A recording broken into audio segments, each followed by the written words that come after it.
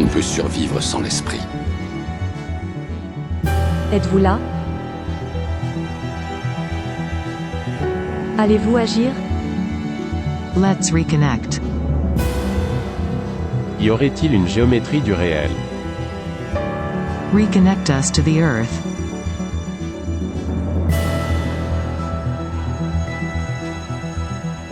Bienvenue dans Géométrie du réel, le podcast produit par le studio des éditions L'Alchimiste. Alors, bonjour à toutes et à tous. Je suis très heureux aujourd'hui de recevoir Valérie Marchand, qui est autrice de plusieurs livres sur la méditation pour enfants et aussi des livres sur la pleine conscience. Alors, Valérie, je vais t'inviter à te présenter succinctement, s'il te plaît. Alors bonjour, merci beaucoup pour ton invitation Lionel. Donc effectivement, voilà, je m'appelle Valérie Marchand.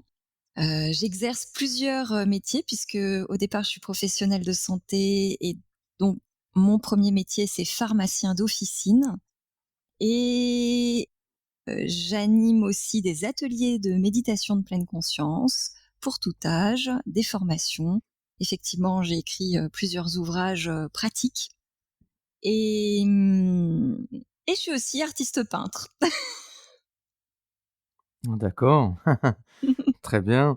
Alors justement, ce que je me demandais, c'était comment tu as fait, enfin quel est ton parcours pour passer, de docteur en pharmacie, même si tu travailles en officine, à, des livres pour, la méditation, pour enfants, des stages, des ateliers et cetera. Quel est ton parcours, pour passer de l'un à l'autre comme ça? C'est vrai que ça peut paraître étrange, mais en fait, c'est très lié. Au tout début de mes études de pharmacie, on nous a parlé de ce qu'on appelle l'effet placebo et l'effet nocebo. À l'époque, donc on nous a expliqué que lorsqu'on avait des études pour, évaluer l'efficacité d'un médicament, il y avait 2 groupes. Un groupe qui recevait le médicament et l'autre groupe qui ne recevait pas de médicament, mais un placebo sans principe actif et personne ne savait ce qu'il prenait. Et on note que dans le groupe qui reçoit le placebo, il se passe 2 phénomènes intéressants. L'effet placebo, c'est-à-dire qu'il y a des personnes qui guérissent ou qui en tout cas développent l'effet supposé du médicament testé. Et il y a d'autres personnes qui développent ce qu'on appelle l'effet nocebo, c'est-à-dire les effets indésirables du médicament sans le prendre. Et on nous a parlé de ces phénomènes comme le bruit de fond des études, c'est-à-dire que lorsque on étudie le médicament et que les effets du médicament dépassent ce bruit de fond, c'est que le médicament a une efficacité. Et moi, c'est pas ce que j'ai entendu. Moi, j'ai entendu que lorsqu'on ne prend pas de médicament, il se passe quelque chose et qu'en fonction de ce qu'on pense et de ce qu'on croit, on peut influencer notre santé, positivement ou négativement, mais en tout cas, ça impacte notre santé. Moi, je me suis dit, c'est super en tant que pharmacien d'avoir accès à toute cette pharmacie actuelle qui est vaste. Hein. On a l'allopathie, mais on a aussi toute la phytothérapie, tous les compléments alimentaires, la micronutrition, l'homéopathie. Enfin, on a vraiment les huiles essentielles. On a accès à tout un panel de pharmacies et on a aussi une pharmacie intérieure. Et moi, je me suis dit que c'était pas logique pour moi d'accompagner mes patients sans mobiliser leurs propres ressources. Pour moi, c'était complémentaire et en tout cas, chercher la solution à l'extérieur est souvent une solution qui bâillonne un peu les messages du corps. Pour moi, c'était pas naturel. Et donc, j'ai exploré beaucoup de voies complémentaires, beaucoup de pratiques et jusqu'à ce que je rencontre la méditation de pleine conscience et les neurosciences. Et pour moi, ça a été la réponse à toutes mes questions et le lien entre cette pharmacie intérieure et cette pharmacie extérieure. Et donc, j'ai commencé à méditer moi. Alors entre-temps quand même, avant de découvrir la méditation, j'ai fait une 5e année hospitalo-universitaire à l'hôpital et j'ai fait de l'accompagnement de fin de vie pendant 1 an. Et le travail à l'hôpital plus cet accompagnement m'ont mené à un burn-out. Donc je suis ressortie de ma 5e année complètement épuisée parce que à l'hôpital, il y avait une perte de sens puisqu'on n'avait pas les moyens pour accompagner le mieux possible les patients. Donc tout était fait de façon très, technique, mais en tout cas, il y avait pas cette qualité, cette possibilité, ce temps, ni les moyens techniques et financiers, hein, mais en tout cas, il y avait pas cette possibilité d'accompagner vraiment de façon qualitative les patients. Et donc il y avait cette notion de perte de sens, mais il y avait aussi, mon hypersensibilité, et je me retrouvais à percevoir les émotions de mes patients, heu, puissance 10 000, Mmh. et je me suis épuisée émotionnellement. Et donc j'ai rencontré la méditation de pleine Mmh. conscience. Dans mon exercice officinal par la suite, j'ai à nouveau été confrontée à ce genre de situation, et là, je n'ai pas fait de burn-out. Au contraire, je me suis renforcée dans mon empathie, dans ma compassion, et j'ai pu accompagner, les patients en étant pleinement attentive, pleinement présente, en ressentant leurs émotions, mais en comprenant que ça ne m'appartenait pas, mais que ça pouvait au contraire m'aider à entrer en compassion et à mieux répondre à leurs besoins. Et puis, je suis devenue, dans le même temps, maman d'un petit garçon hypersensible et précoce, et je me suis dit: «Pour l'accompagner, qu'est-ce que je peux faire?» Pratiquer la méditation avec lui, et très vite, je me suis aperçue que les enfants étaient déjà dans la pleine conscience, et à accéder à, aux bienfaits de la pratique, si je peux dire ça comme ça. Mais en tout cas, comprenaient vraiment l'essence de la pratique extrêmement rapidement, alors que moi, j'avais mis des années me reconnecter à moi, et je me suis dit: «Mais ce serait formidable de partager ça avec d'autres enfants», et j'ai créé des groupes, bénévolement dans une association famille rurale, des groupes, pendant des années où j'accompagnais les enfants. Et puis, très vite, je me suis dit: «Oui, mais il y a aussi, les parents, il y a aussi les professionnels qui travaillent avec les enfants, il y a aussi les professionnels de santé, et puis, tout le monde finalement». Donc mon activité petit à petit s'est étendue et s'est ouverte aux petits et aux grands. J'exerce toujours mon métier de pharmacien, en tant que remplaçante. Je remplace dans les pharmacies, mais j'ai développé aussi une activité de formation et d'animation d'ateliers, et je trouve une très bonne complémentarité maintenant. D'accord. Effectivement, tu as un très riche parcours. Ce que j'entends aussi dans ce que tu me dis, dans ton expérience professionnelle, je ne sais pas si tu vas abonder dans mon sens ou pas, ou si tu pourras préciser. Tu parles de l'état d'esprit qui peut influencer donc l'état de santé, c'est-à-dire, à la fois les pensées et les émotions qui peuvent induire une réaction corporelle et donc influer sur la santé, si c'est bien ça que tu dis. Et tout à l'heure, tu abordais aussi l'aspect, de l'accompagnement de fin de vie. Alors je pense au travail d'Elisabeth Kubler-Ross, et je pense aussi bien sûr à ma propre expérience dans les hôpitaux. J'ai pas fait beaucoup de services de médecine interne, où il y avait beaucoup de gens, en fin de vie, j'en ai vu que quelques-uns, donc c'est pas quelque chose dont je peux beaucoup parler, mais j'ai quand même côtoyé et vu, d'ailleurs même en direct, parfois aux urgences, dans les urgences lourdes, dans ce qu'on appelait, les salles de déchocage et cetera. J'ai vu des gens mourir devant moi en direct. Donc c'est plus l'accompagnement de ce qu'est la fin de vie ou du deuil, que j'ai constaté plusieurs fois comme étant, quasiment absent des hôpitaux, et tout ça pour dire que j'ai le sentiment que dans le monde occidental, moderne, capitaliste, j'oserais dire, l'approche de la mort, l'approche de notre sentiment d'intériorité, de notre connexion aux émotions, aux forces de la pensée et cetera, n'est pas un sujet qui est vraiment traité frontalement. Alors, sauf depuis peu avec les neurosciences et la démocratisation de la pleine conscience. Donc j'aimerais bien que tu nous parles de cet aspect-là, surtout avec ta double casquette donc un petit peu, l'aspect, pharmacie, hein, études de pharmacologie et cetera, et puis, cette expérience que tu as de la pleine conscience, voilà. Qu'est-ce que tu en Oui. penses? Alors, c'est très riche ce que tu dis, et effectivement, je peux dire que j'ai le sentiment que dans mon expérience officinale quotidienne, j'observe que beaucoup de mots que ressentent les patients MAUX viennent d'émotions qui n'ont pas été accueillies. Pour moi, malheureusement, actuellement, il y a encore une séparation entre la psychologie et le médical.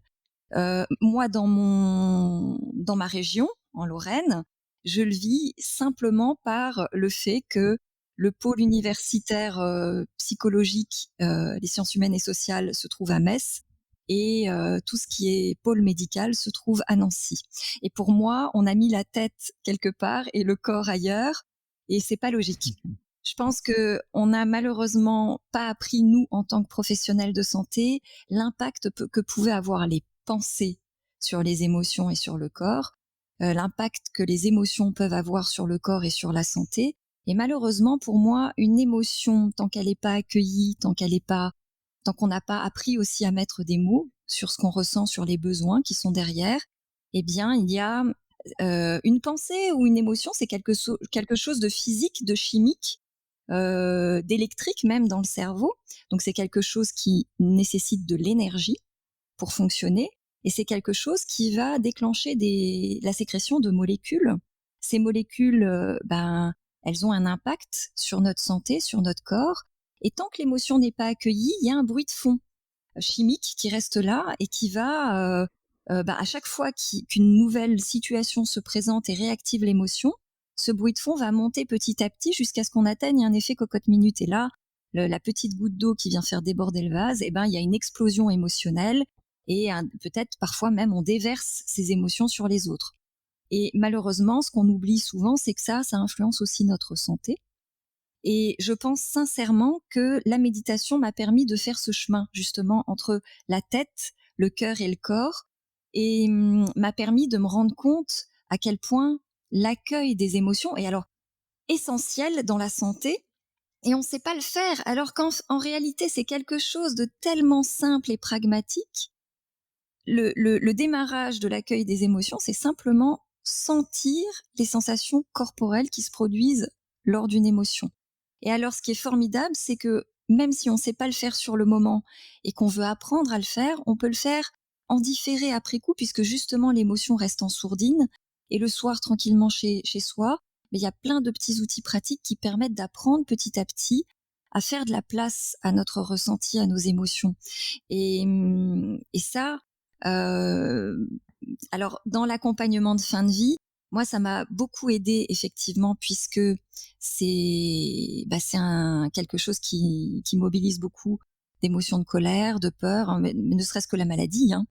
Mais en tout cas, il y a beaucoup de choses qui se passent effectivement chez les patients, dans la famille, les proches, et puis pour nous, Mmh. professionnels de santé, si on est en empathie avec le patient et quand on va pouvoir accueillir tout ça, finalement, ça va nous aider énormément. Et quand je vois actuellement, beaucoup de confrères, consoeurs qui sont en épuisement professionnel, alors en plus avec la période covid, ça explose, mais ça, c'est juste, la mise en lumière de quelque chose qui est là depuis très longtemps. En tout cas, quand je vois, mes confrères, qui sont, au bout du rouleau, je vois à quel point il est essentiel d'intégrer tout ça dans nos parcours de formation, peut-être dans nos formations continues et hem et de réunifier vraiment la psychologie et la médecine. L'un ne va pas sans l'autre et l'autre ne va pas sans l'un. Mmh. Je sais pas si je réponds bien à ta question. Ah bah, tout à fait, si c'était pas oui, c'était une invitation à partager ton expérience, plus qu'une question en soi. Mais oui, tout à fait et d'ailleurs, moi, ce que j'ai noté dans l'un de tes derniers livres, donc paru aux éditions Marabout, c'est le fait que c'était, alors déjà, c'est constitué comme des carnets qui sont un petit peu illustrés, puis qui accompagnent le lecteur et je voudrais que tu m'en dises plus par rapport à ce choix.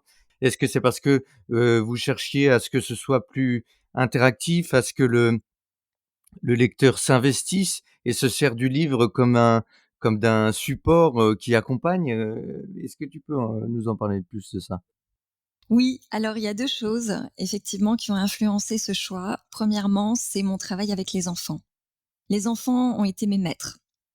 Donc ils m'ont permis de vraiment comprendre l'essence de la pleine conscience, de la pratique de la méditation et ils m'ont permis aussi de comprendre à quel point le jeu et le côté ludique sont importants dans les apprentissages. Et il n'y a pas de raison pour que ce soit ludique pour les enfants et que ce soit pas ludique pour les adultes. Donc j'ai tenu à ce que mes cahiers soient pratiques parce que je suis formatrice et que pour moi, ce qui va changer les choses, c'est accompagner les gens à gagner en compétences ou à développer des nouvelles compétences. Donc tous mes cahiers sont basés sur 28 jours et accompagnent avec des petits exercices tous les jours qui prennent vraiment pas longtemps, qui sont ludiques et avec des audios de méditation parce que ça va mettre en place aussi, ça c'est le côté neurosciences, c'est-à-dire que plus on va rentrer dans une régularité et plus on va intégrer quelque chose de façon naturelle dans notre mode de fonctionnement. Et puis le côté ludique pour que ce soit plus accessible, plus agréable et que les apprentissages se fassent plus naturellement. Pour moi, le côté ludique, c'est quelque chose de naturel. Mmh.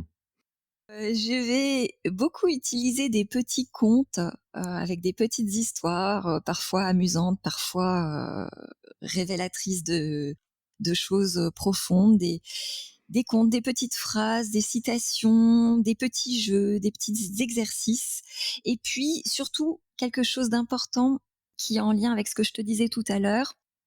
Après chaque exercice ou chaque méditation, il y a une zone pour noter son ressenti en termes de sensations corporelles, d'émotions et de pensées, donc dans Mmh. les 3 dimensions de notre être en tant qu'être humain et mettre des mots sur ces ressentis est extrêmement important puisque ça va activer une zone du cerveau qui s'appelle le cortex singulaire antérieur, qui est une petite zone du cerveau émotionnel qui, lorsqu'elle est activée tous les jours, va se renforcer, va devenir comme un pont, comme une autoroute et elle va mettre du lien entre le cerveau émotionnel et le cerveau cognitif. Ça veut dire qu'en Mmh. réalité, elle va permettre aux émotions de se réguler, de s'apaiser et de faire remonter l'information dans le cerveau qui comprend les besoins sous l'émotion. Et ça va nous permettre intuitivement d'apprendre, de devenir compétent pour prendre soin de nous-mêmes vraiment. Mmh. Et là, si je peux me permettre une intervention, je trouve que ce que tu dis est très intéressant parce que, alors bon, moi aussi je pratique la méditation, bon, on peut l'appeler de pleine conscience, donc puisque j'ai été élève d'Arnaud Desjardins, donc j'ai appris à pratiquer, chez lui, auprès de lui. Hem, Ce que je constate et ce que j'ai constaté aussi quand j'ai animé des stages enfin des retraites de méditation, que j'ai accompagné des gens en groupe, 2-3 fois par semaine, c'est que les gens au début quand ils méditent et moi aussi j'ai vécu ça, on d'abord, ça peut être simple au début ou pas simple. Bon, il y a l'histoire de la posture, des tensions physiques et cetera. Il y a des gens qui ont une faculté à facilement rentrer à l'intérieur d'eux-mêmes et s'apaiser et d'autres, c'est un peu plus compliqué. Mais passer cette étape qui est comme une primo étape, il y a une étape qui est un peu plus importante, qui est un peu plus longue où finalement les émotions commencent à remonter. Et là, en général, il y a des gens qui se disent: «Mais c'est pas possible, par exemple, ça fait 3 mois que je médite, c'est de pire en pire». Et en fait, hem, les neurosciences apportent cette réponse, comme tu viens de le dire, c'est qu'il y a une étape où en fait les émotions, commencent à ressortir, hein, et on a l'impression d'être plus mal qu'avant, alors qu'en fait, il y a juste un trajet de libération émotionnelle qui émerge au niveau du conscient et qui fait que la situation sur l'instant paraît plus inconfortable qu'avant, alors qu'on est dans un processus libératoire et de connexion avec l'émotion qui permet effectivement à un moment donné de l'accueillir et cetera. Mais entre les 2, il y a des phases qui sont, hein, un peu comme disait Jacques Canfield, phase de machine à laver, hein, où on est secoué un peu dans tous les sens alors qu'en fait, on connecte notre monde intérieur et ça c'est très intéressant. Est-ce que tu vois, ce que je veux dire? Tout à fait. Alors, bien évidemment, j'ai traversé ça aussi et je le traverse encore, régulièrement et je trouve vraiment, comme tu dis, alors l'histoire de la machine à laver, je trouve ça intéressant parce que moi, je trouve que c'est comme un nettoyage émotionnel et effectivement, on va, peut-être régler certaines choses, anciennes ou en tout cas les accueillir, pas forcément les régler et et on a aussi malheureusement véhiculé cette idée que la méditation, c'est quelque chose qui apporte,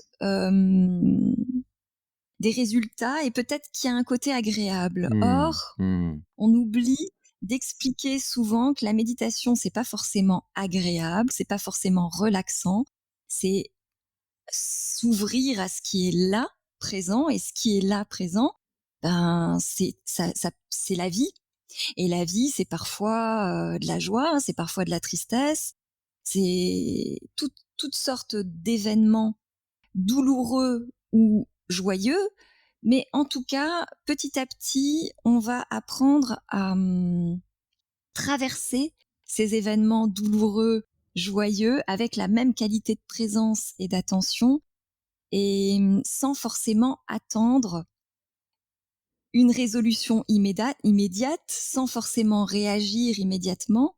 Parfois, la solution dans une situation, c'est de ne rien faire et d'être, là, simplement. Ne serait-ce que justement, comme, je te disais tout à l'heure, hein, quand je faisais de l'accompagnement de fin de vie, il y avait pas de solution, hein, tout ce que j'avais à faire par moment, c'est juste d'être là, d'être présente et la personne, avait se sentait en tout cas accompagnée et c'était parfois suffisant. Il n'y avait pas forcément Mmh. besoin de mots particuliers. En tout cas, vraiment, c'est ça qui est le plus difficile, je pense, pour nous et c'est aussi ce qui m'a amenée à appeler mes cahiers pratiques là. Souvent, ils s'appellent «Je fais la paix avec». Là, le dernier qui est paru, c'est «Je fais la paix avec mon corps». Il y a «Je fais la paix avec mes émotions», «Je fais la paix avec mon stress», alors il y a «J'arrête de me prendre la tête», mais c'est «Je fais la paix avec mes ruminations» finalement. «Je fais la paix avec mes insomnies». Ça vient aussi de ça et de mon métier de pharmacien où je vois que dans la médecine occidentale, on a tendance à bâillonner le corps et à chercher une solution miracle qui va, nous couper des messages de notre corps. Alors que notre corps nous parle, il est intelligent, il est formidable et plus on va, notamment, en méditant, être à l'écoute de ce corps Mmh. et plus on va en découvrir son intelligence et sa magie. Mmh. Mmh. Oui, je suis bien d'accord sur cette idée que de toute façon, c'est une réalité, scientifique, que le corps vit, dans l'instant. C'est-à-dire que le glucose dans les cellules qui reste que très peu de temps finalement, le battement de cœur qui est l'un derrière l'autre, le souffle dans les poumons qui ne dure qu'un certain temps. Donc en fait, c'est vraiment, le corps vit dans l'instant. Et c'est d'ailleurs, tout à fait intéressant de voir que, l'émotion, quand tu disais qu'elle peut être en dormance, enfin, c'est pas le terme que tu as utilisé, ça, c'est le terme que j'utilise moi, mais alors je sais pas comment tu abordes ça dans tes ateliers, mais dans un de mes livres, Être libre des émotions donc, je précise bien qu'il s'agit d'être libre de l'émotion, qu'il s'agit pas d'être sans émotion, hein, qui est d'ailleurs une paraphrase d'Arnaud Desjardins et hem, il expliquait et donc je le reprends dans mon livre Être libre des émotions, cette idée que, l'émotion suit une courbe. C'est-à-dire qu'au départ, elle naît, ensuite elle grandit, elle grandit, elle grandit, elle arrive à son point culminant et ensuite elle décroît, elle descend et parfois elle reste en dormance, sauf si elle est accueillie complètement. Et en fait, ce qui se passe, c'est que, la plupart du temps, les gens n'étant pas connectés à leur monde intérieur, n'étant pas connectés à leurs émotions, ils ne s'aperçoivent de l'émotion que quand elle est presque à son point culminant ou à son point culminant. Ils se disent d'un seul coup: «Ah bah oui, tiens, là, je suis en colère. Ah bah tiens, oui, bah là, je suis complètement triste. Ah bah tiens, là, je suis complètement dans ma peur» et donc en fait, l'émotion est déjà très, très forte et c'est compliqué de mon expérience et de l'expérience de ceux que j'ai accompagnés, de connecter l'émotion quand elle est déjà forte. C'est difficile, autrement dit, d'être en pleine conscience avec l'émotion au moment où elle est très forte.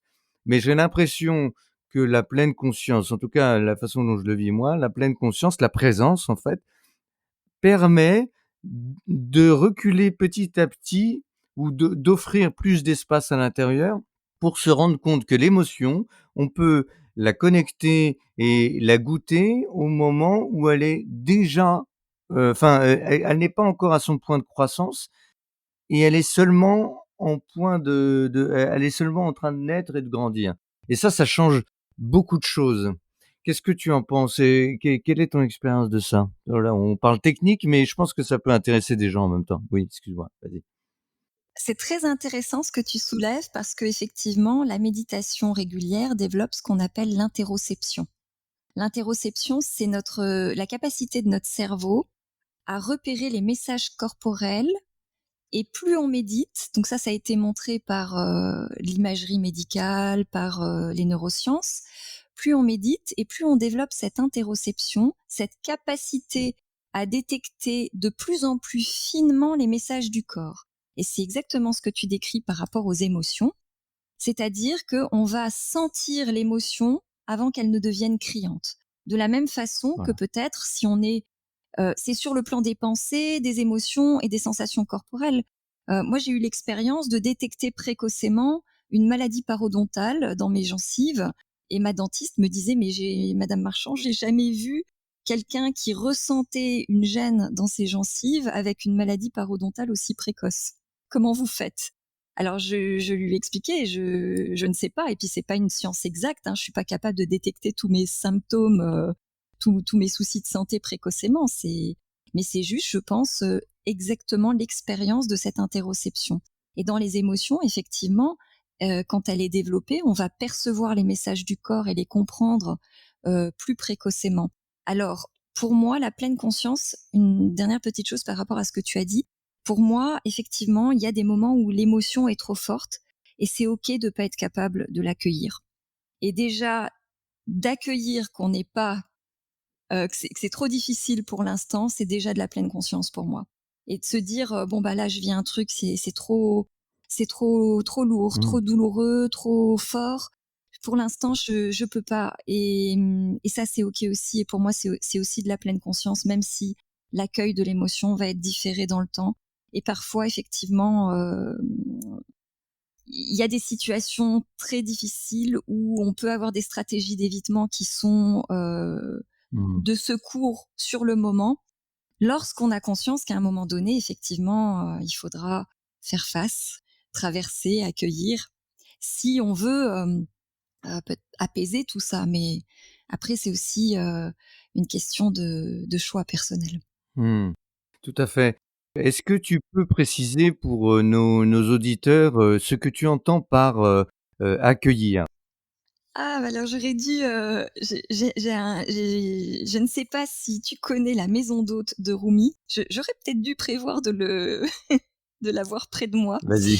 Je me souviens plus du texte exact, mais en tout cas, ce poème, on peut le retrouver facilement sur internet, donc si vous êtes intéressé, il suffit de cliquer La maison d'hôtes de Rumi, Rumi, qui est un poète persan et je trouve que ce poème illustre bien l'accueil des émotions. C'est-à-dire que, pour moi, accueillir une émotion, c'est lui ouvrir la porte.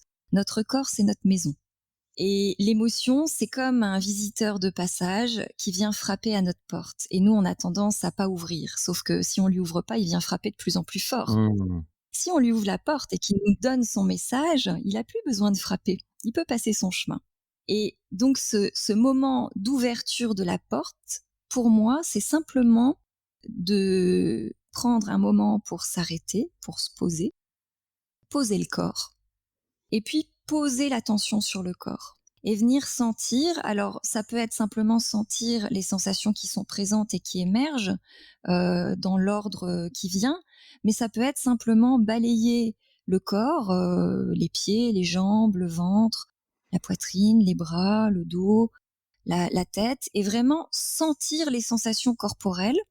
Les émotions se manifestent dans le corps. Et leur ouvrir la porte, pour moi, c'est vraiment ça, c'est sentir où elles habitent dans le corps, Mmh. qu'est-ce qui se manifeste dans le corps, et sentir ça sans intention d'intervenir. Juste faire une place au message du corps, l'écouter comme un ami bienveillant qui nous écouterait quand on parle qui écouterait attentivement, qui peut-être reformulerait: «Ah, tu veux dire que tu ressens ça? OK, ouais.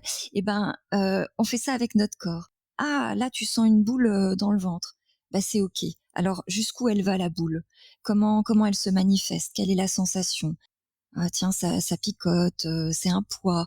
Voilà, c'est vraiment, rentrer en contact avec la sensation et puis ne pas essayer de la supprimer, de la changer. Donc ça, pour moi, c'est vraiment la première étape qui est essentielle à l'accueil des émotions. Et c'est cette étape-là, quand une fois qu'on a fini de pratiquer, la méditation et d'accueillir l'émotion comme ça, le petit temps pour mettre des mots sur le ressenti, c'est là qu'on va aussi activer, la petite zone, qui nous permet de mettre des mots sur le ressenti et qui va faire remonter l'information pour comprendre le besoin derrière. Alors ça, je le décris là quand je parle, mais ça se fait automatiquement, de plus en plus naturellement avec la pratique régulière de la méditation. Dans notre tête, on se dit pas: «Ah bah tiens, je fais ça, j'active ça». Non, ça devient, quelque chose de naturel. C'est très intéressant ce que tu dis. Il y a plusieurs pistes que je voudrais, aborder, plusieurs chemins, que je voudrais qu'on explore. Déjà, cet aspect de la pleine conscience que on explore donc pendant la pratique, formelle, c'est-à-dire donc soit allongé, pendant un scan corporel par exemple, soit en posture assise, en zazen ou autre, hein.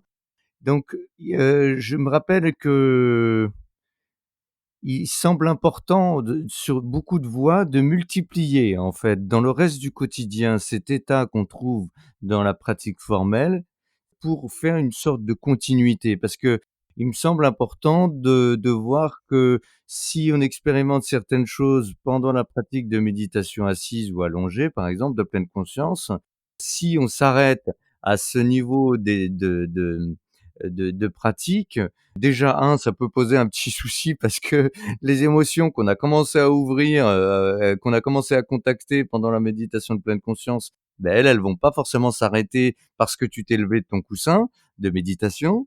Et puis d'un autre côté, il y a cette idée aussi de cohérence qui peut s'installer dans le reste de ta vie parce que, enfin bon, moi, c'est quelque chose sur lequel j'insiste et où j'insistais souvent, où je parle souvent dans mes livres, c'est-à-dire qu'il y a pas d'un côté, «la vie spirituelle» entre guillemets et de l'autre, les casseroles, votre femme, votre, compagnon et votre enfant et cetera. Non, les choses sont liées, tout est lié, tout est interconnecté et évidemment, a fortiori ça, encore plus puisqu'il s'agit de notre monde intérieur. Et alors je vais juste mettre en lien ça, ce point-là qui est important, donc la continuité de la pratique, avec un autre point que tu as abordé tout à l'heure, c'est-à-dire l'hypersensibilité et surtout alors on peut être «hypersensible de nature» entre guillemets, hein, d'ailleurs, il y a de plus en plus de gens qui le sont, c'est assez intéressant. Bon, c'était un sujet connexe, mais le point qui est que en pratiquant la méditation, en pratiquant la présence, je ne sais pas ce que l'en est de ton expérience et des gens que tu accompagnes, j'ai le sentiment que on devient progressivement, lorsqu'on pratique la pleine conscience, la présence à soi ou tu peux l'appeler comme tu veux, la vigilance et on finit par développer des sens aigus, hein. C'est-à-dire on est beaucoup plus conscient de ses pensées, on est beaucoup plus conscient de ses émotions, des mouvements, d'énergie à l'intérieur de son corps. Enfin sans parler, de choses mystiques, hein, simplement, bon voilà, comme tu dis, tu sens des choses qui tu beaucoup plus tes perceptions globales, corps, cœur, tête sont beaucoup plus fines et ça peut t'amener bizarrement à plus de sensibilité, c'est-à-dire être sensible à des choses auxquelles tu étais pas sensible avant, rentrer dans une pièce, sentir, telle ou telle chose que tu aurais pas du tout senti 10 ans auparavant. Avoir, par exemple, moi je fais des scans corporels tous les jours, je me dis: «Tiens, j'ai telle sensation, une micro-émotion qui fait comme des bulles d'effervescence, dans ma jambe ou dans mon ventre, dans mon dos». Des fois, j'ai même des souvenirs qui remontent comme ça, des trucs complètement oubliés depuis des années, des voilà. Donc il se passe plein de choses, donc c'est paradoxal. D'un côté, on devient plus sensible comme un instrument très très fin, un instrument de mesure très fin. Voilà, et d'un autre côté, si on veut approfondir notre pratique, il faut la rallonger dans l'ensemble du quotidien et ça nous amène encore d'autres défis. Voilà, je voudrais que tu puisses nous parler de ça. J'ai beaucoup parlé, mais je pense que voilà, tu comprendras ce que je veux dire. Qu'est-ce que tu en penses? Mmh.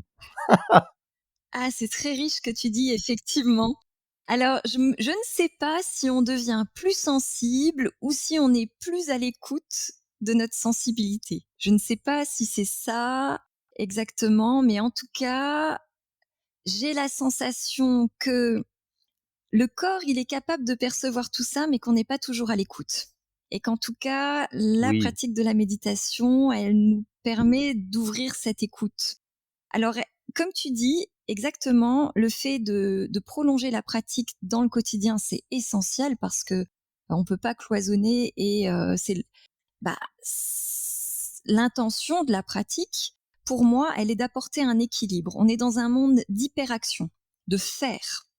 Souvent, quand on est dans l'action, dans le faire, on est en pilotage automatique. Ce qui est souvent utile, hein, quand on conduit, de ne pas devoir réfléchir à quelle pédale appuyer, à quelle vitesse mettre.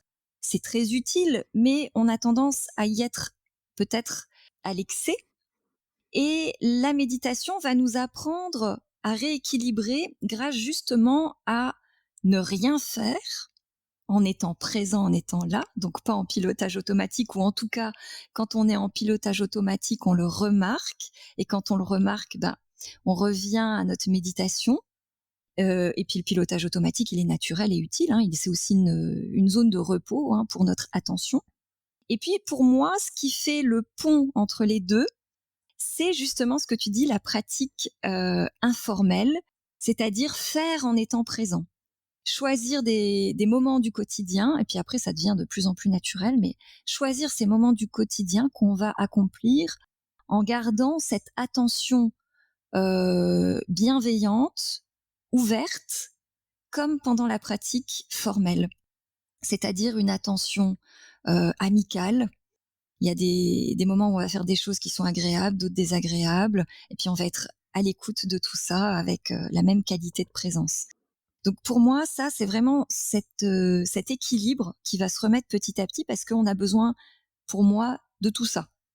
De faire en étant en pilote automatique, de faire en étant là et de faire rien, d'être en étant présent. Donc voilà, pour moi, c'est vraiment essentiel que tu viens de dire. Et quand on va développer tout ça, notre attention va se stabiliser. On va avoir une attention plus solide, plus forte dans le moment présent. Et quand l'attention est stable, elle s'ouvre. Alors c'est exactement ce que tu décris dans ce que tu expliques. Et quand elle s'ouvre, cette attention, elle s'ouvre sur nous-mêmes, sur ce qu'on perçoit dans notre corps, dans nos émotions, dans nos pensées. On va même développer la métacognition, c'est-à-dire la capacité de détecter nos mécanismes de pensée, nos mécanismes automatiques, nos petits travers, nos petites habitudes de pensée, etc. On va développer cette capacité à comprendre nos propres fonctionnements, à les repérer, mais on va aussi ouvrir notre attention au monde et aux autres.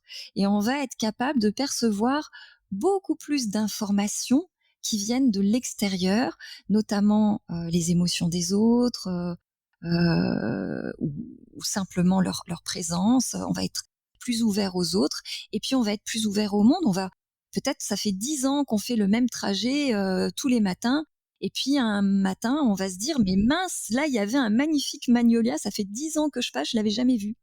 Moi, c'est ce qui m'est arrivé.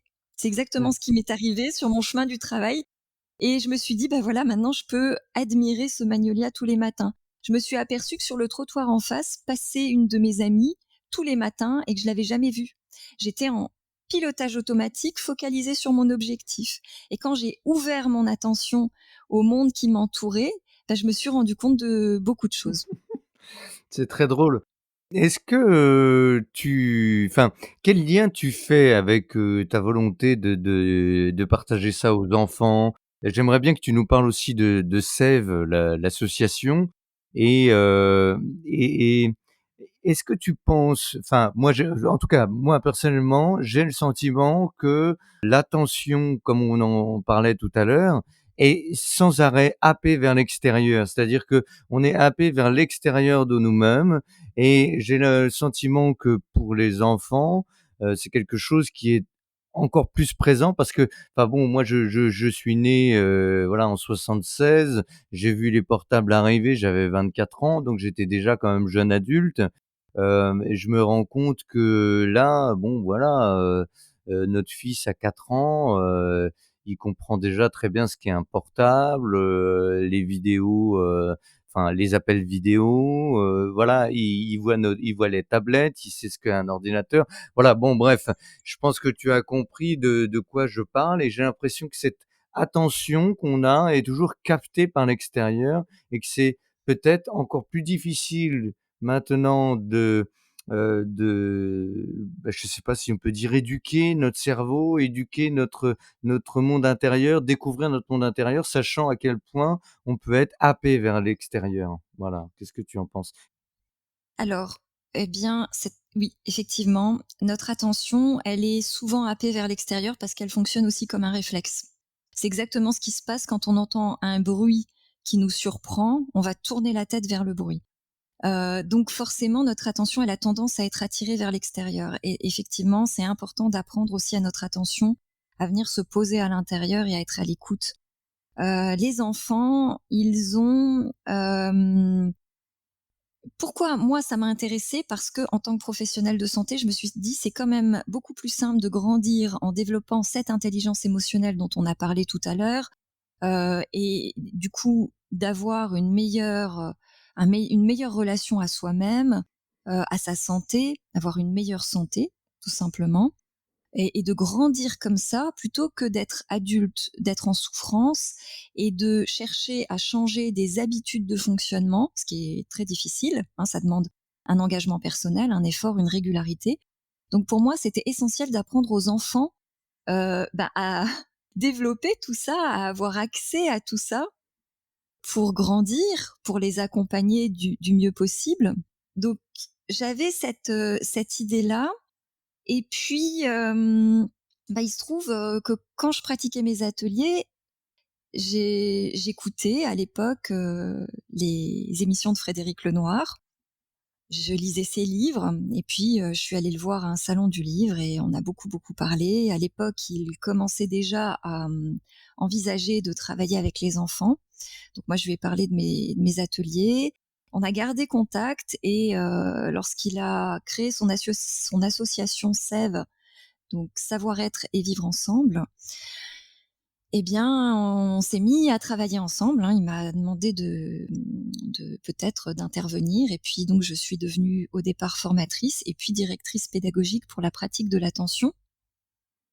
L'intention de ces ateliers, elle est formidable et elle fait ce que tu as soulevé tout à l'heure, le lien entre la tête, le cœur et le corps. Voilà, c'est vraiment des ateliers de pratique philo avec les enfants qui vont développer ces 3 dimensions et mettre en lien ces 3 dimensions. Alors Frédéric, il a fait cette expérience pendant 1 an d'animer des ateliers philo. Alors l'idée, c'est pas d'apprendre la philo aux enfants, mais dès la maternelle, de leur apprendre à s'exprimer, à exprimer une opinion, à argumenter, à échanger ensemble, à s'écouter les uns les autres, à remarquer qu'on n'a pas tous le même avis et que c'est pas grave, au contraire, c'est enrichissant et ça peut être intéressant. Donc, en tout cas, son intention, c'était vraiment de développer la pensée critique, le discernement, la possibilité aussi pour les enfants de remettre en question certaines choses qu'ils pensent, certaines croyances, peut-être de les garder, mais en tout cas, l'intention, c'est vraiment de développer leur discernement. Et il s'est aperçu très vite que les enfants avaient beaucoup, beaucoup de difficultés à se poser, à être à l'écoute les uns des autres. Et il s'est dit, je vais m'inspirer de mon expérience personnelle et je vais leur proposer une petite méditation, une petite pratique d'attention avant de commencer, histoire de, comme lui, il a bien conscience que la tête, le cœur, le corps sont liés, de poser le corps déjà, de poser l'attention.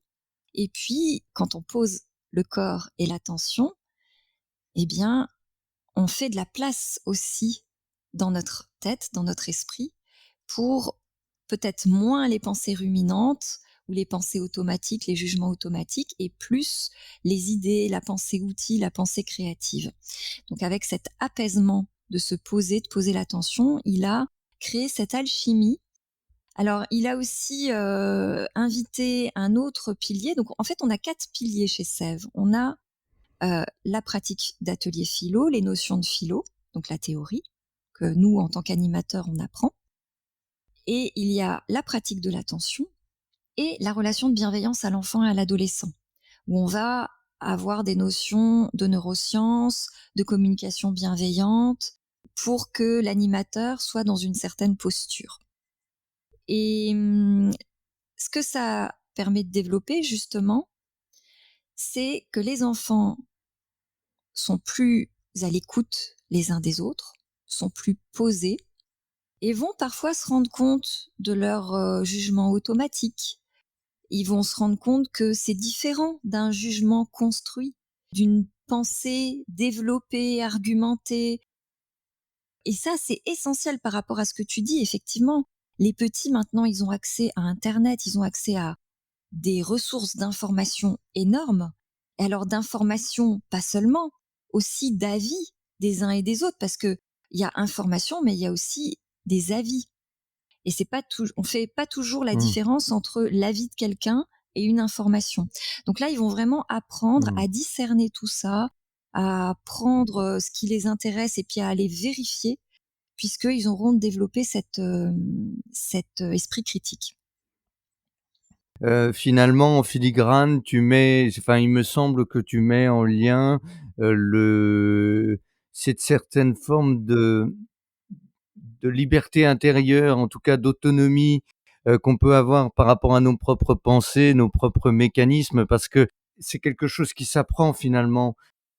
Comme tu le disais tout à l'heure, quand on débute la méditation, en tant qu'adulte, on va à un moment donné, très rapidement se confronter à ce qu'on appelle, enfin, que sur la voie que je suis moi, le la mécanicité, c'est-à-dire, les schémas de pensée récurrents, plus ou moins toxiques d'ailleurs, les émotions qui se déclenchent toujours selon les mêmes, modes de pensée.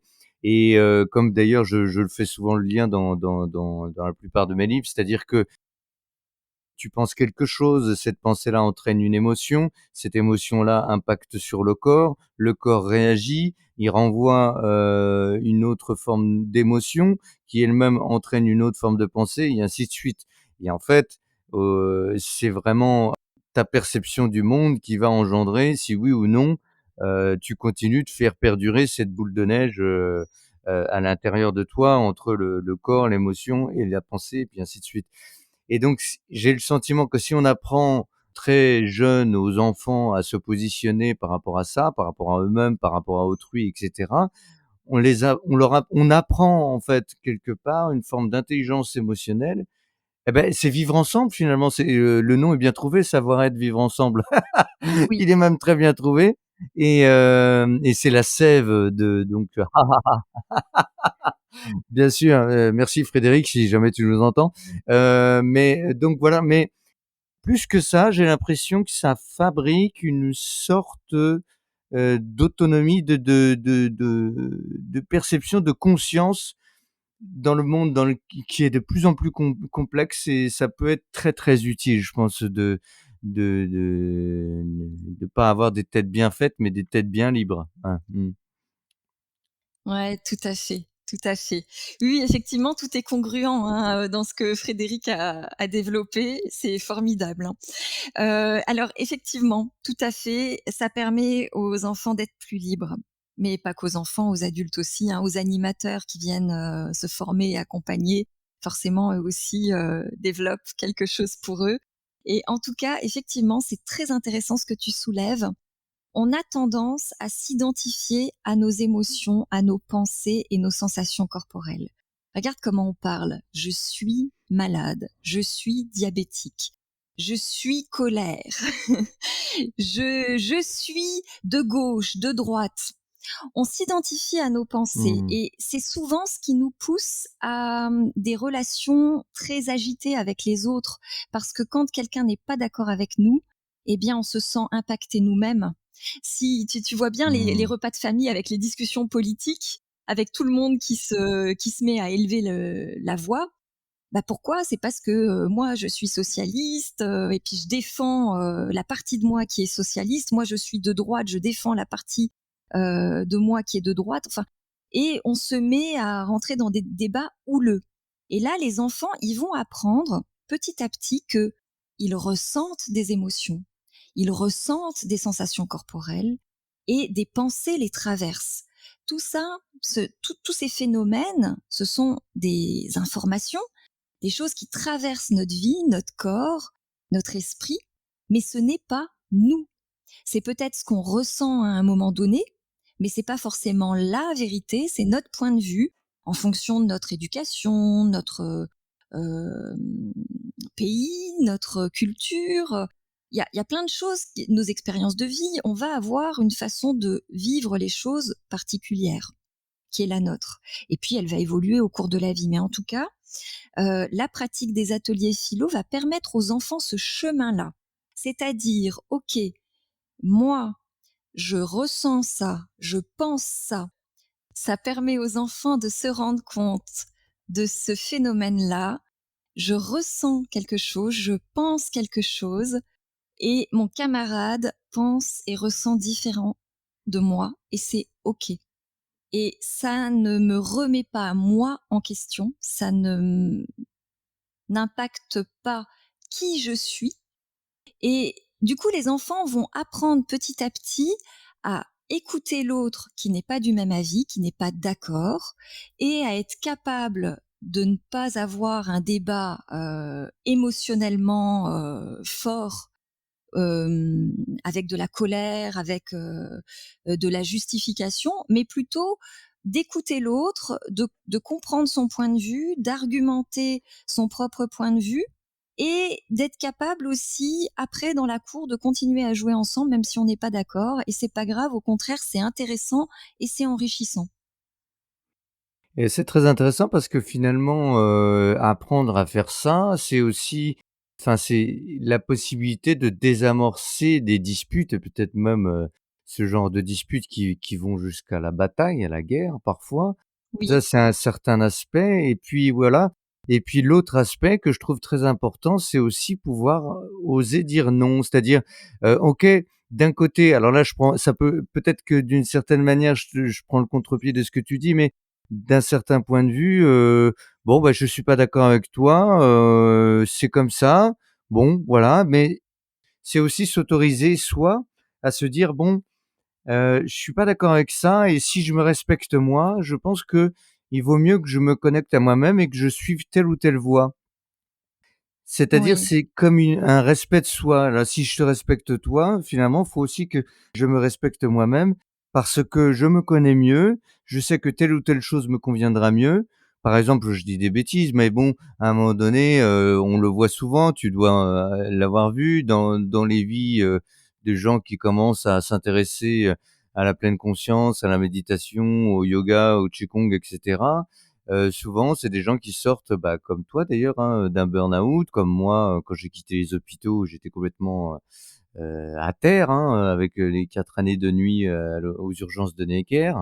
Enfin bon, donc c'est toujours, aux sorties de crise ou au moment où on se dit: «Bon, bah, là, on peut plus continuer comme ça, on change de paradigme intérieur et on se dirige vers quelque chose où on se respecte plus» et là, on change de vie et c'est très intéressant ça parce que finalement, c'est aussi donner ces clés-là dès le plus jeune âge. Est-ce que je me trompe? Qu'est-ce que tu en penses de ça? tu as parfaitement raison, c'est essentiel ce que tu viens de dire. Je suis tellement contente que tu en parles. Ça aurait été tellement dommage que ce Bon. soit pas abordé. Merci. Alors, je vais te dire très comme ça me vient. Pour moi, la méditation, ça a été un chemin d'amour envers moi. C'est vraiment une pratique, que ce soit en tant que personne ou en tant que professionnel de santé, on m'a appris que c'était bien de s'occuper des autres, que c'était altruiste, que c'était important, mais on m'a aussi fait comprendre que c'était égoïste de s'occuper de soi. Ah là Or, là. c'est essentiel, ça nécessite cet équilibre, hein, quand on prend soin des autres, mais ça peut être en tant que parent, ça peut être en tant que membre de la famille, c'est pas forcément en tant que professionnel de santé. Mais en tout cas, moi j'ai appris à me connaître, à écouter mes besoins, mes limites, à connaître mes valeurs. Et alors effectivement, ça m'a, quand j'ai vécu ce burn-out, ça m'a fait prendre certaines décisions, notamment de pas travailler à l'hôpital. Mais par la suite, très franchement, la méditation m'a aussi apporté cette capacité à faire des choix sans qu'il n'y ait forcément de crise. Et je me suis retrouvée dans des situations dans ma vie où je sentais que quelque chose n'était pas en accord avec mes valeurs et que c'était pas OK pour moi. Et j'ai appris à dire non. Et ça a été le cas parfois quand on me proposait, c'est un exemple, hein, on m'a proposé un CDI dans une pharmacie où il y avait des pratiques qui n'étaient pas en accord avec mes valeurs. Et j'ai dit non. Et pourtant, j'avais besoin d'un travail, j'avais pas d'inscription à Pôle emploi, j'avais vraiment besoin d'un revenu.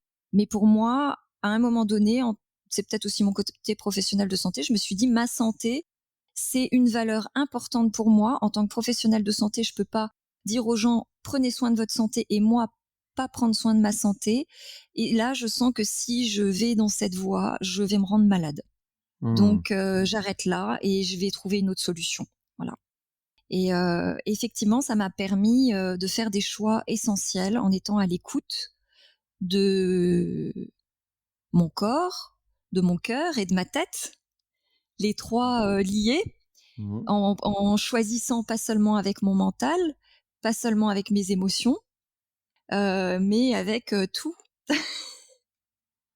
Alors effectivement, apprendre ce chemin-là aux enfants, c'est essentiel puisque à un moment donné, ils vont devoir choisir leur métier et apprendre à choisir son métier en se connaissant, en sachant ce qui nous fait vibrer, ce qui est important pour nous, ce qui résonne avec nos valeurs, mais c'est fondamental et à respecter ses limites, à respecter ses besoins, c'est fondamental. Et d'ailleurs, à propos de changer de métier, moi j'ai beaucoup de confrères, consoeurs, collègues dans le milieu de la santé qui changent de métier actuellement. Alors pas seulement depuis la période Covid, hein, mais les dernières années. Et je pense que c'est vraiment essentiel d'apprendre aux enfants d'avoir cette capacité de choisir quelque chose qui leur convient le mieux possible. Et puis, en cours de route, de se dire, bah, peut-être ça me convient plus et peut-être que je peux envisager de changer quelque chose, d'apprendre un nouveau métier. Je trouve que cette possibilité-là, elle est intéressante, cette souplesse, elle est intéressante. Et effectivement, moi, je connais beaucoup de professionnels de santé aujourd'hui qui ne se sentant plus en accord avec leurs valeurs, puisqu'on a un mode de fonctionnement qui est proche de celui de l'industrie, de l'entreprise, dans le milieu de la santé. On nous demande une certaine rentabilité, sauf que la santé, c'est difficilement quelque chose de rentable. Donc il y a une perte de sens et la plupart des gens que je connais qui changent de métier, ce sont des personnes qui méditent ou qui ont, fait un travail de développement personnel suite à un burn-out. Mmh. Et c'est drôle cette question de la perte de sens. Enfin, j'allais parler, de la possibilité de changer de paradigme. Là, pour le coup, je parle au niveau mondial, carrément parce que je vois la question écologique. Alors, dans les questions dont je t'avais fait part, il y avait cette, question de l'éco-anxiété qui est ressentie par, même des enfants ou des préados. Évidemment des adultes aussi pour ceux qui prennent conscience de l'urgence de la situation climatique, de la situation écologique, voilà. Et je me dis que ce genre d'outils, ce genre d'approche, cette façon qu'on peut avoir de proposer aux enfants de se connecter à eux-mêmes pour qu'ils soient plus proches de leur propre réalité, ça peut permettre de leur offrir la possibilité eux-mêmes, d'un moment donné, de dire: «Non, voilà, moi je souhaite faire ça, je suis plus en accord avec ça», et du coup de proposer des millions de petits changements de paradigme, des millions de petits changements de vie qui, à un moment donné, feront, je l'espère, une bascule, tu vois? Qu'est-ce que tu en penses, cette question-là? Ça sera peut-être le mot de la Et fin. oui, peut-être. Alors Mmh. effectivement, je vais te donner une réponse très claire. Ça a été prouvé scientifiquement, puisque Eileen Snell a effectué, depuis, je crois maintenant, peut-être 30 ans, des ateliers de méditation dès la maternelle, en Hollande. Et Mmh. elle a mené des études et elle s'est aperçue que les enfants qui méditent depuis leur, plus tendre enfance sont des enfants qui ont principalement choisi des métiers, qui ont un lien avec, le développement responsable, l'écologie, ou des métiers en lien avec le soin à la personne, l'accompagnement, des personnes. En tout cas, ils choisissent plutôt des métiers, hem, humains, altruistes et en équilibre avec, le monde qui nous entoure, avec la nature, puisqu'on a peut-être, oublié quelque chose, mais que, on fait partie de la nature. On est partie vraiment Mmh. intégrante de la nature et ne pas s'envisager globalement avec la planète, avec la nature, finalement, ça nous déconnecte d'une partie de nous-mêmes. Et ces enfants-là, en tout cas, ils sont conscients que tout est interrelié et ils ont à cœur de prendre soin globalement des autres, de la planète, des voilà. Alors, ça m'a fait là, pour une fois, je réagis tout de suite parce que, ça me fait penser à une question que je voulais te poser, qui était un peu l'argument, le contre-argument, que des gens peuvent, lancer sur, la méditation du genre: «Ah bah oui, mais bon, c'est, le diktat du bonheur, tu faut que tout le monde soit beau, heureux», et cetera. C'est des choses qui sont évidemment, fausses, hein, Mmh. voilà, c'est une vision erronée de la pleine conscience, et cetera. Mais quand je t'entends répondre ça, ce dont je suis par ailleurs persuadé, je pense que on peut avoir un petit peu cette vision-là, bah oui, bah alors ils sont altruistes, ils se tournent vers la nature, et cetera. Ce qui est ultra simplifié comme vision, mais qu'est-ce que tu peux, «répondre à ça» entre guillemets? Qu'est-ce que tu peux Oui, répondre, quand les gens, restent sur le bord d'une vision très de surface, oui, mais ouais? peut-être parce qu'il y a une confusion entre le plaisir et le bonheur. Bien joué. Ouais, Voilà, c'est bien pas joué. parce qu'on est heureux qu'on éprouve du plaisir en permanence.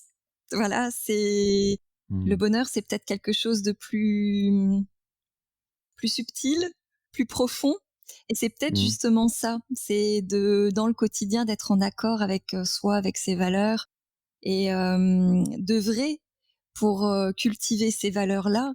Ça je pense que quand on a cette capacité d'être à l'écoute de soi, de s'aimer, d'être à l'écoute des autres, peut-être que c'est une forme de bonheur qu'on n'imagine pas quand on est dans la recherche du plaisir permanent.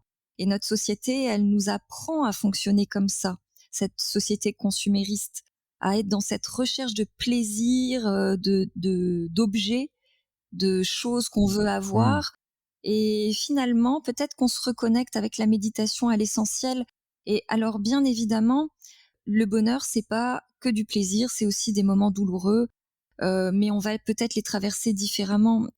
Je sais pas trop comment expliquer ça. Mmh.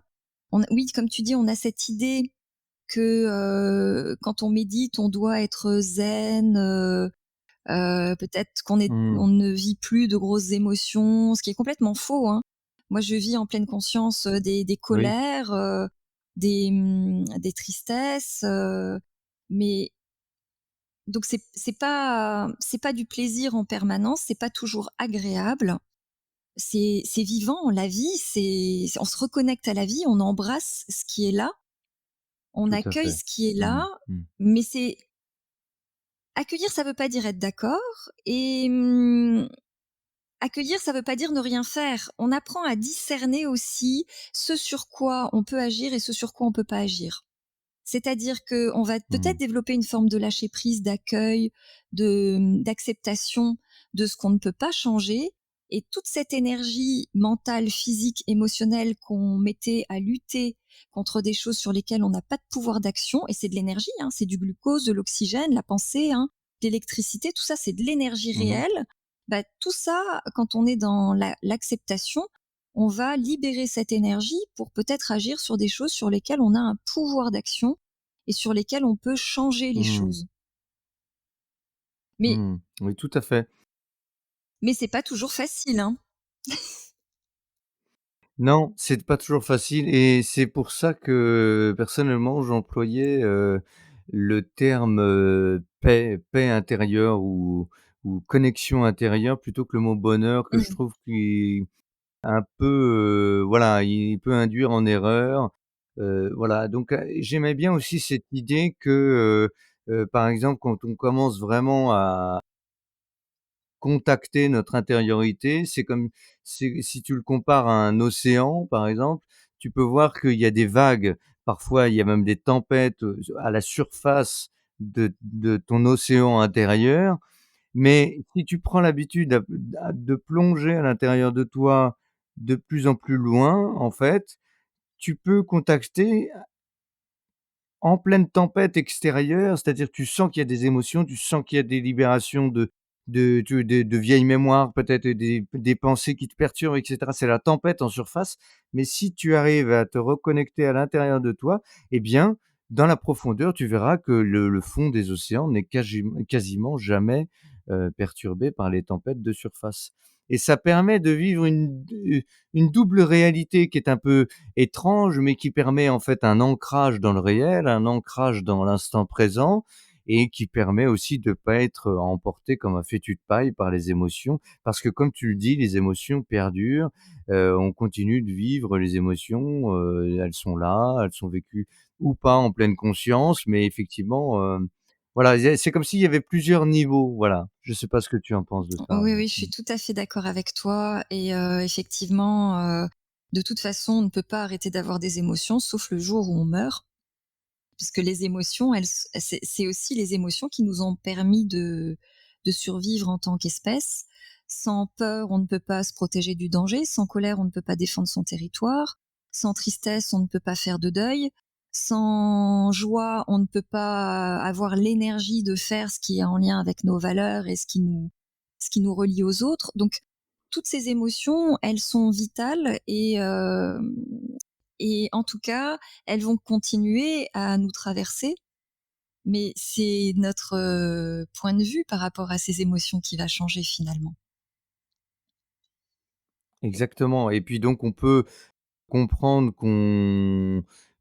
qu'il y a notre part intérieure qui est, il y a donc le «je suis» comme tu disais tout à l'heure et puis il y a le reste du mouvement, sur lequel on n'est pas obligé, auquel on n'est pas obligé de s'identifier comme tu disais C'est tout à ça. l'heure. Alors comme Ouais, tu disais, le «je voilà. suis», il est peut-être au fond de l'océan et puis, il y a les vagues au-dessus et au cœur de nous-mêmes, il y a toujours nous, quoi qu'il arrive et on a Oui. toujours, bah, on a tout en nous, hein.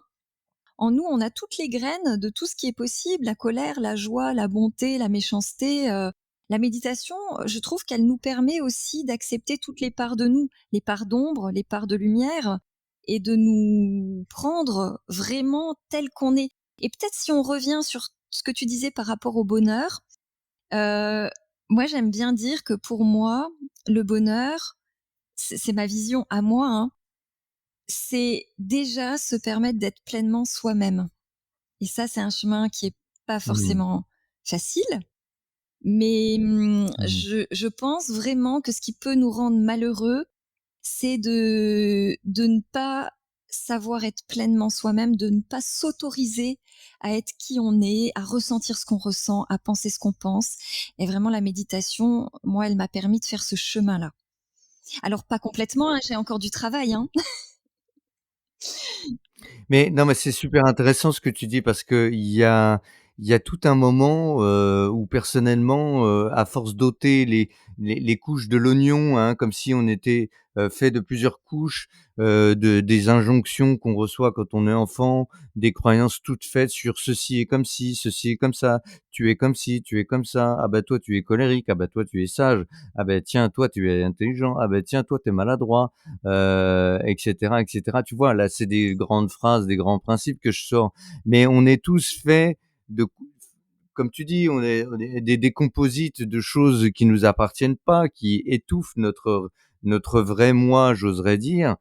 Et ce qui est intéressant, et ça c'est un petit message que je glisse au passage, dans la voie du Vedanta, les voies directes, on peut penser, puis dans le zen aussi un petit peu, que il faut supprimer l'ego si tu veux. Supprimer l'ego, passer au-delà de l'ego et cetera. Alors que, hem, il est vraiment important, avant de penser à l'effacement de l'ego, des limites de l'ego, de penser à avoir une structure intérieure suffisamment stable pour en fait rejoindre finalement, le vrai ego, c'est-à-dire ce que nous sommes vraiment au fond de nous, pour ensuite s'ouvrir.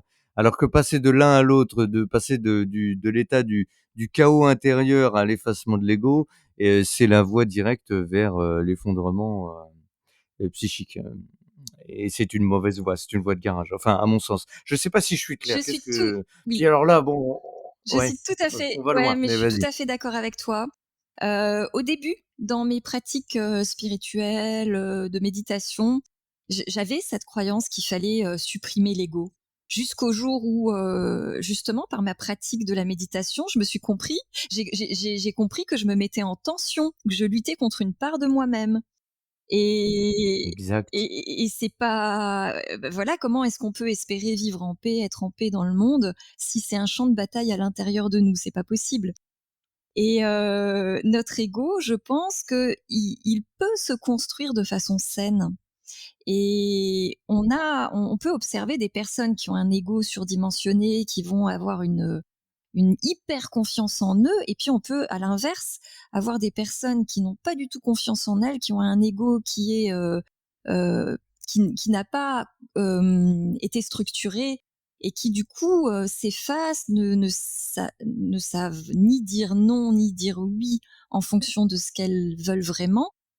Et donc, je pense qu'il y a un équilibre à trouver.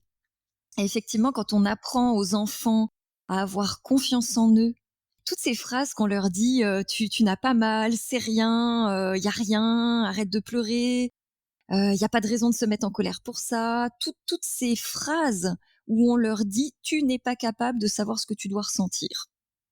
Et là, avec la méditation, on va leur dire: «Qu'est-ce que tu ressens? Ah, c'est intéressant ce que tu me partages. Merci». Et là, on va développer leur confiance en eux, leur capacité à savoir ce qu'ils ressentent, ce qui est important pour eux, et ça me semble essentiel. Et là, pour moi, c'est, alors je sais pas si c'est le mot juste, un ego sain, mais en tout cas, l'estime de soi, c'est quelque chose d'essentiel, et ça s'apprend dès le plus jeune âge. Tout à fait, tout à fait, et ça évite les verrouillages dont on parlait tout à l'heure, que finalement on retrouve, qu'on subit en étant adulte. Tous ces verrouillages, toutes ces autocensures, ou censures venues de l'extérieur. Tu dois pas sentir, tu devrais pas te mettre en colère, tu devrais pas ressentir ça. Oh, n'en fais pas une comédie, comme tu disais, toutes ces choses-là qui, répétées au fur et à mesure des années, amène l'enfant à se Mmh. nier lui-même pour continuer d'être aimé, parce que disons si papa ou maman, disent qu'il faut pas que je ressente ça, si je ressente ça, je ne serai plus aimé, et si je suis plus aimé, je serai malheureux. Or je veux continuer d'être aimé, et voilà, et hop, et alors là, il y a un piège terrible, et c'est le même piège qu'on retrouve d'ailleurs dans la société de consommation. C'est-à-dire: «Ah bah tiens, j'obtiens tel cadeau, j'en veux toujours plus, c'est le plaisir immédiat, mais si je l'ai pas, je vais me sentir mal, donc je vais chercher à tout faire pour l'avoir parce que comme ça je me sentirai bien». Et c'est la notion de plaisir immédiat qui est d'ailleurs presque, alors je sais pas si les neurosciences disent que c'est à l'exact opposé, mais de mon point de vue, j'ai l'impression que c'est l'exact opposé, mais Oui, alors effectivement, on est allé même, cette recherche de plaisir, elle nous amène même à des stratégies d'évitement. On est dans la distraction en permanence et on n'est pas connecté à la vie. Mmh. Mais j'avais, le souvenir d'avoir lu, alors, peut-être que toi tu auras les mots, qu'en neurosciences, le plaisir immédiat déclenchait, certaines hormones, alors que, par exemple, ce que j'appelle, la connexion avec la profondeur, la pleine conscience, la paix, relative, hein, amène d'autres types d'hormones et d'autres types de connexions. Oui, tout à fait. Alors, il faudrait que je me replonge dans mes dans mes documents pour, D'accord, d'accord. réexpliquer, peut-être, concrètement. Mais, en tout cas, oui, effectivement, ça n'active pas du tout les mêmes circuits et heu et la recherche de plaisir immédiat, elle est très addictive, alors que la pratique de la méditation, elle peut nous libérer justement des addictions. Mmh. Oui, tout à fait. D'accord. Eh ben, écoute, Valérie, est-ce que tu veux rajouter un petit mot de la fin? Est-ce que tu aurais, je sais pas, quelque chose à communiquer, une lecture, un petit conseil, pour les gens qui pratiquent ou, est-ce que tu as quelque chose à nous dire? Ah alors, bah, déjà merci. Je suis tellement heureuse de pouvoir, échanger sur tous ces sujets. Merci infiniment Merci d'être venu. et ben, une idée de lecture, alors c'est drôle que tu proposes ça parce que ce matin, quand j'ai préparé mes affaires, je sais pas pourquoi, j'ai sorti le premier livre que j'ai lu sur l'instant présent et c'est un livre d'Eckhart Tolle et Ah bah, oui. c'est Le pouvoir du moment présent et il y a quelque chose qui m'a frappée. Alors j'ai assisté à la conférence qu'il est venu faire en France et j'ai lu ses livres et moi ça a été la première personne qui avait une façon d'expliquer ce qu'est le pouvoir de l'instant présent d'une façon tellement pragmatique que ça m'a parlé tout de Mmh. suite et il nous avait raconté une expérience. Il était dans le train et en face de lui, le train ou le bus, je sais plus, mais il avait en face de lui une femme qui parlait toute seule. Elle avait un dialogue avec une personne invisible et elle était en train de parler, toute seule à voix haute. Et sa première pensée, ça a été un jugement automatique. Oh, mais elle est complètement folle. Et puis tout d'un coup, il s'est rendu compte qu'il était en train de parler tout seul. Et il s'est dit intérieurement, mais je suis en train de faire la même chose, sauf que je le fais dans ma tête. Et en fait, on est tous fous. Ouais. Et j'ai trouvé ça formidable, cette prise de conscience. Et en fait, Mmh. on a tous tout un dialogue intérieur qui est invisible aux autres, mais qui est là, et on a tendance à Mmh. croire tout ce que nos pensées nous disent. Et moi, en tout cas, Mmh. ce premier livre que j'ai lu, Le pouvoir du moment présent, ça a été une révélation pour moi, de prendre conscience, voilà, vraiment que ce qui est vraiment réel, c'est le moment présent, et que tout le reste, finalement, c'est notre monde virtuel. Ça, j'ai trouvé que, donc en tout cas, si je peux conseiller une lecture, c'est ce livre-là, tout simplement. Et c'est drôle que tu me demandes ça parce D'accord. que je l'avais pris à côté de moi ce matin. Voilà. Eh ben, super. Eh ben, écoute, merci beaucoup Valérie. Je mettrai dans la description du podcast, hein, les petites informations, les liens vers tes livres, vers Sève aussi, l'association. Il faudra que tu me donnes, les informations. Voilà. Eh ben, en tout cas, j'étais très content, de t'accueillir et puis, ben, écoute, je te dis, à très bientôt. Voilà. Merci infiniment pour tout. Bonne journée. Merci.